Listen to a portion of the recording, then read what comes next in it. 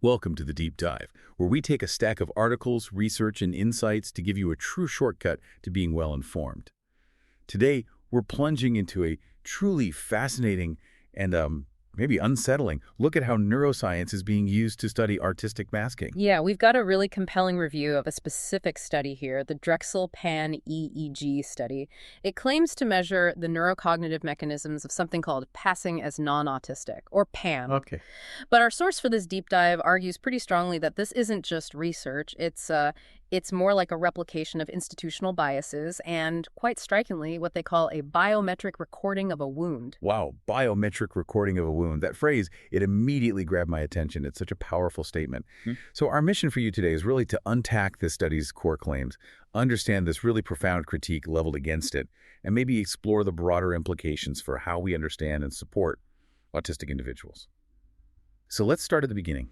What exactly did this Drexel study set out to find? What were its initial sort of surface-level findings? Okay, so the study itself, its title is Automatic and Effective Processing of Faces as Mechanisms of Passing as Non-Autistic in Adolescents. And the goal was essentially to quantify what they termed pan-passing as non-autistic, as if it were, a clean, measurable phenomenon. Right, like something you could just pin down with data. Yeah. And what did they actually observe when they looked at the brain activity? They were looking at autistic teens identified by teachers as passing. Yeah, exactly. Their findings suggested two key neural responses. First, a faster automatic neural response to faces. They looked at a specific brainwave called the N170, which basically reflects how quickly and automatically your brain just registers a face. Okay, faster face recognition. And second, they noted a dampened emotional reactivity to subtle expressions, measured by another brainwave, the LPP. This indicates sort of reduced processing of emotional cues. It's like their brains were scanning quickly, but then maybe suppressing the emotional read. So on one hand, quicker processing of faces, and then on the other, this kind of blunted emotional response.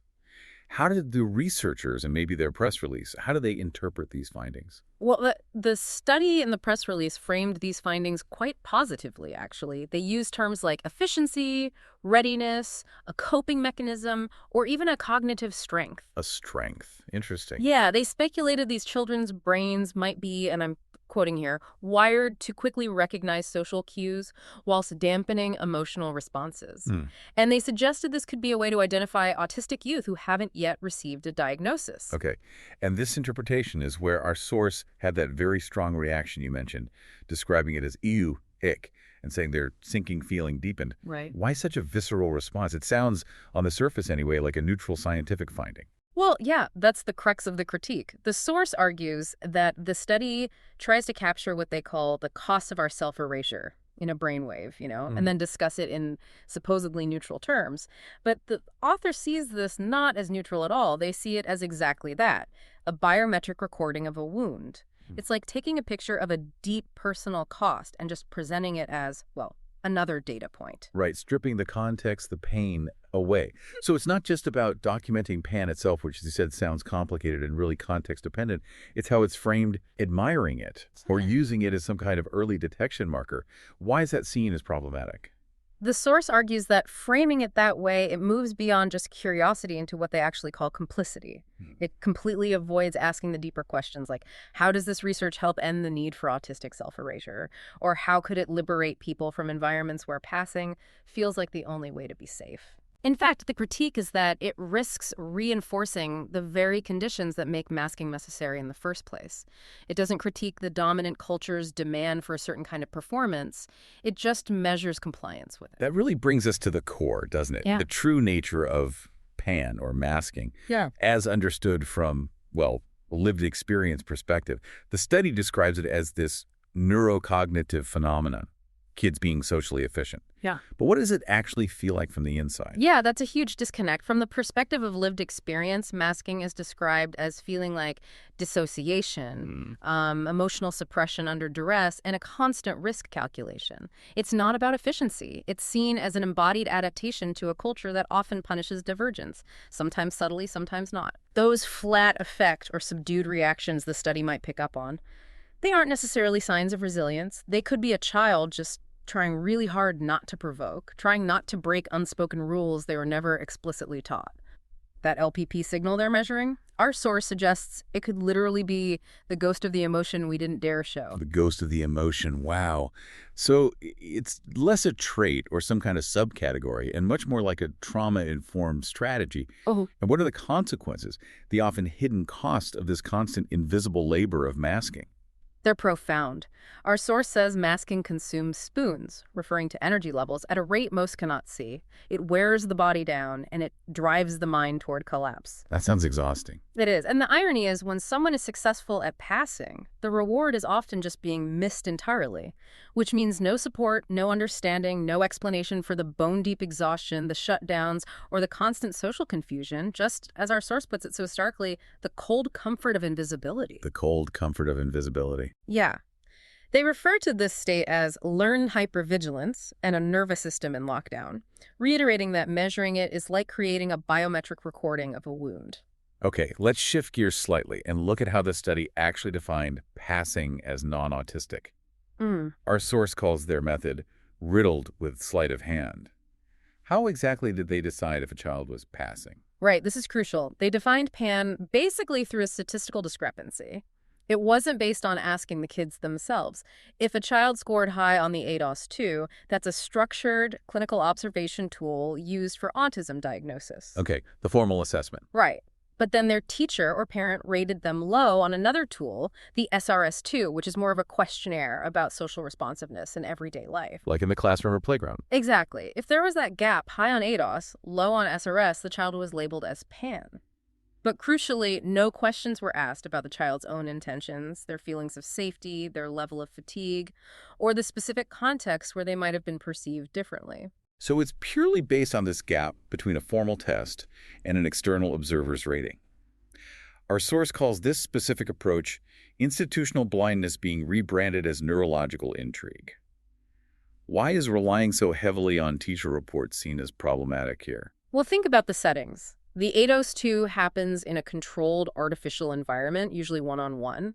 Teacher ratings, though, they reflect the everyday grind of classrooms environments that are often crowded, noisy, inherently social, and potentially biased. Places where, as the source puts it, conformity is survival and divergence is discipline. That's a strong point. Teachers are described as powerful gatekeepers in a child's life, so treating their reports as some kind of gold standard for whether a child is successfully passing is seen as, well, methodologically weak and potentially dangerous. It assumes the child is adapting well, when it could just be exhaustion or fear of getting in trouble or just being missed. And what about the group of kids they studied, the participants themselves? Were there any noticeable biases in who was included? Oh, definitely. A very striking detail is that 30 out of the 44 participants were boys. That's over 2/3. Wow. And non-English speakers were also excluded. Our source really emphasizes that teachers often don't recognize autistic girls who tend to mask differently, often internalizing struggles rather than externalizing them. Right, the presentation can be very different. Exactly. And excluding linguistic or cultural variations means you're missing crucial aspects of how autistic people might be misread or even misdiagnosed in the first place. This, the critique argues, just perpetuates the white autistic boy trope that dominates so much of clinical autism research. And the assessment tools themselves, the ADOS-2 and the SRS-2, used to create that discrepancy score. What about them, given this context of potential bias? Well, the critique notes that these tools are themselves steeped in gender and racial bias. Like we said, girls are frequently underdiagnosed because the instruments were largely developed and tested or normed predominantly on boys, and they often focus more on externalized behaviors. Which might not be typical for autistic girls. Precisely. And similarly, BIPOC children are disproportionately pathologized, sometimes diagnosed with things like conduct disorders, when their culturally influenced expressions or responses are simply misinterpreted by the tools or the clinicians using them. So the tools themselves might be part of the problem. The argument is yes, they can lead to misdiagnosis or just the complete erasure of diverse autistic experiences. This suggests the study isn't really digging into the autistic experience itself, but is more like a replication of diagnostic convenience, using the tools already available, flaws and all. This critique seems to go even deeper than just the methods, though.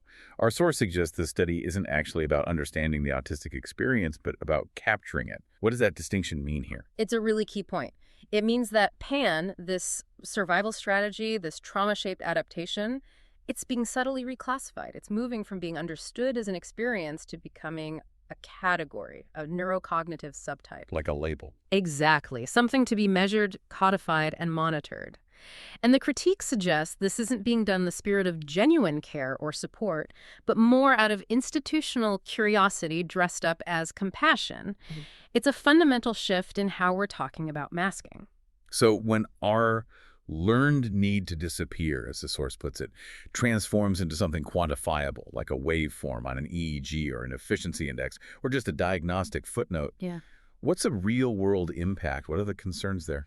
The profound concern, the fear expressed, is that this very signal, this neural signature of suppression, our silence, our finely tuned self-erasure, could eventually become embedded in official screening tools. Okay. And this could then influence really important things like eligibility for individualized education programs, IEPs in schools, or insurance thresholds for therapy, placement decisions in different educational settings, even predictive analytics, trying to guess future outcomes or needs.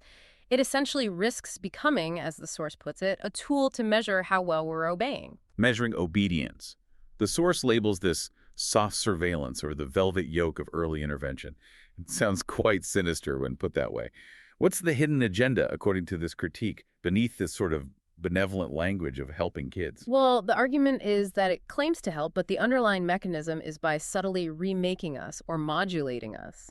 The potential aim, seen through this critical lens, is to manage our expressions, train our tone, flatten our effect, essentially, to shape autistic individuals into the most tolerable, serviceable version of autistic existence for the surrounding neurotypical society. Tolerable and serviceable. Yeah, and this isn't seen as science aimed at liberation or understanding. It's framed as system maintenance or even compliance engineering. The critique goes further, drawing a disturbing parallel, noting Drexel University's historical proximity to institutions that, in the past, defended eugenics practices. Wow.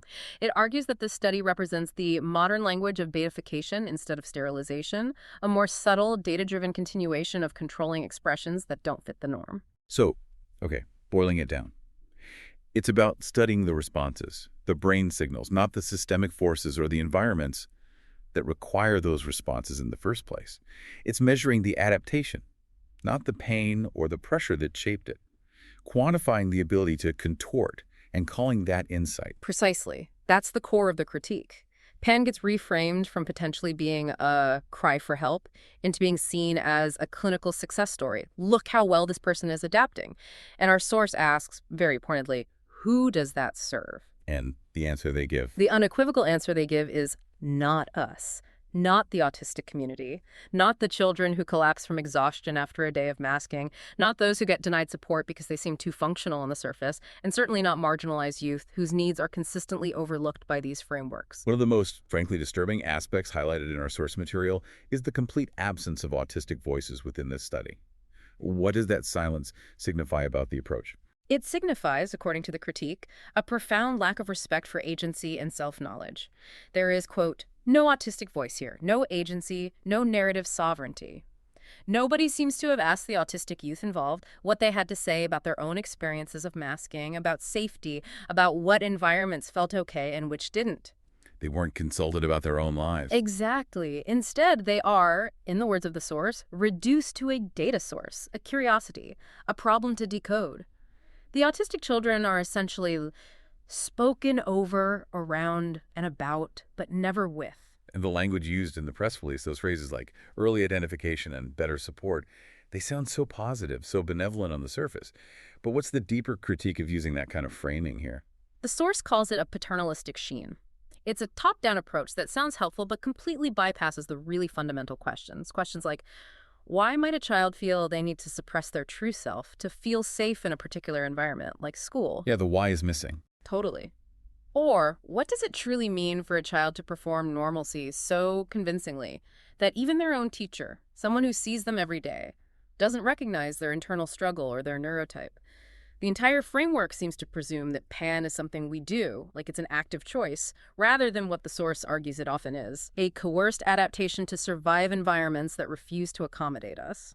So there's this huge gap, this chasm, as the source puts it, between the institutional gaze looking at brainwaves and the actual lived reality of these young people. What do autistic youth actually say they need and want? Our source mentions another study, Tesfaye et al., I think. Yes, and studies like that, which actually ask autistic youth, find they want things like, well, to be heard. They want relationships that respect their unique communication styles, not ones that pathologize them. They want autonomy, control over their own lives, and a genuine sense of belonging. And not just fitting in, but belonging. Right. They want safety without having to perform this exhausting act of disappearing. They're generally not asking researchers to find better ways to detect their masking or scan them into compliance. They're asking, fundamentally, to be believed when we speak, trusted to know ourselves, and valued without having to contort our way into acceptability. This leads us to what is probably the most provocative statement in our source material, a really powerful absolute refusal. There is no ethical study of Pan. That's a truly strong, maybe even controversial stance. Why such a firm, unyielding position? It is strong. The source argues that the mere act of trying, just the act of pointing the scientific gaze at Pan as if it were some intriguing biological adaptation to be dissected, is inherently harmful. It's a form of violence in itself. It asserts that you cannot turn a survival strategy, one often shaped by distress, misunderstanding, and systemic pressures, into a scientific spectacle without causing further harm. Because the act itself reinforces the problem. Exactly. It inevitably reinforces the very systems, the very societal expectations that made masking necessary in the first place.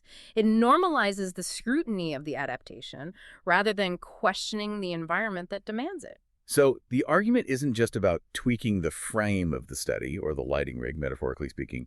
It's that autistic people are still being put on stage, still essentially being asked to perform our suffering, as the source says, for an audience to marvel at and analyze. Precisely. Studying it this way, wiring up individuals and recording the neural flicker of our suppression is seen as just extending that fundamental violence, that scrutiny, all in the name of scientific understanding. The premise itself is considered irreducible. You cannot truly center Pan, the act of passing, without simultaneously centering the eye of power that demands it. The power dynamic is baked in. Yes. The source calls this carceral thinking dressed up as science, a kind of soft surveillance where electrodes effectively replace observation logs and institutional control just continues through data collection and analysis. And thinking about the resources involved, the funding, the researcher time, the equipment poured into decoding Pan and its brain signals, what could those resources be used for instead, according to this critique? That's a really important practical point the source makes. These resources could be directed towards tangible, life-affirming support. Things like housing security for autistic adults, access to clean water, which is a basic need sometimes unmet, creating genuinely accessible education systems, supporting neurodivergent-led mutual aid initiatives. Things that actually improve lives directly. Or, quite simply, providing resources for listening, for building understanding, for offering community and love. Instead, as the author states quite bleakly, it's a study about how well we disappear and what makes us easier to miss. Our source, the review we're diving into, ends with this incredibly powerful challenge. It really makes you reevaluate everything we've discussed. They write, if you can only recognize us by our silence, maybe the problem isn't us. It just forces you to completely rethink the fundamental assumptions behind research like the Drexel study. It really does. This deep dive, I think, has truly highlighted how what's often presented as objective scientific insight can, from a different and crucial perspective, be seen as reinforcing the very conditions that cause the phenomena being observed. It raises a really important question for you, our listener, to consider. How do we ensure that scientific research, especially involving vulnerable or marginalized groups, truly serves the needs and well-being of the individuals it studies, rather than perhaps just the interests of the institutions that fund it or the prevailing cultural narratives about normalcy? Yeah, what stands out to you from this deep dive today? For me, it's that stark idea that perhaps some things simply shouldn't be studied in certain ways, because the very act of studying them itself, that gaze, can cause harm or perpetuate the problem. It's a really profound thought to sit with. Until next time, keep diving deep into the world of ideas.